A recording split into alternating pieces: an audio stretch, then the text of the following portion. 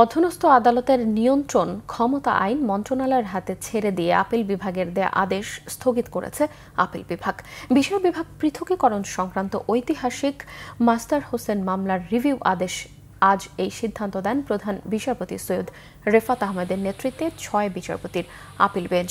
Appeal বিভাগ master Hossain মামলার অধীনস্থ আদালতের বিচারকদের শৃঙ্খলা বিধি অনুমোদন করার কারণে হাইকোর্ট বিভাগে ১১৬ অনুচ্ছেদের রিট মামলার শুনানিতে জটিলতা হতে পারে উল্লেখ করে গেল মাসে রিভিউ আবেদন করা হয়। রবিবার যার রায় দিলেন আপিল বিভাগ, যেখানে নিম্ন আদালতের বিচারকদের শৃঙ্খলাবিধি গ্রহণ করাতে সাবেক ভারপ্রাপ্ত প্রধান বিচারপতি আব্দুল ওয়াহাব মিয়ার আদেশ স্থগিত করেছে আপিল বিভাগ।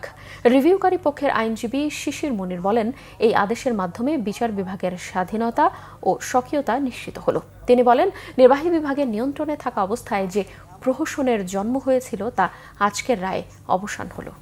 শৃঙ্খলা বিধিকে স্থগিত করা হয়নি, করা হয়েছে শৃঙ্খলা বিধিকে গ্রহণ করে আপিল বিভাগের আদেশটাকে স্থগিত করা হয়েছে।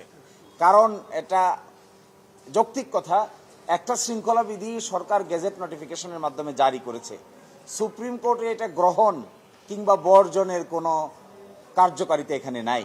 এটি হাইকোর্ট ডিভিশন, যা নাকি রিট পিটিশন করার পরে এটি শুনানি করে ঠিক করবে এটি ঠিক হলো না বেঠিক হলো। কিন্তু সুপ্রিম কোর্টের মাধ্যমে এই যে গ্রহণ করিয়ে নেওয়া, একটা শৃঙ্খলাবিধিকে গ্রহণ করিয়ে নেওয়া, নিয়ে একটা সিল দেওয়া, আমরা বলেছি এইটাই বিচার বিভাগের উপর অ্যাসল্ট করা হয়েছিল। তখন এই অ্যাসল্ট থেকে বিচার বিভাগ আপাতত মুক্তি পেল।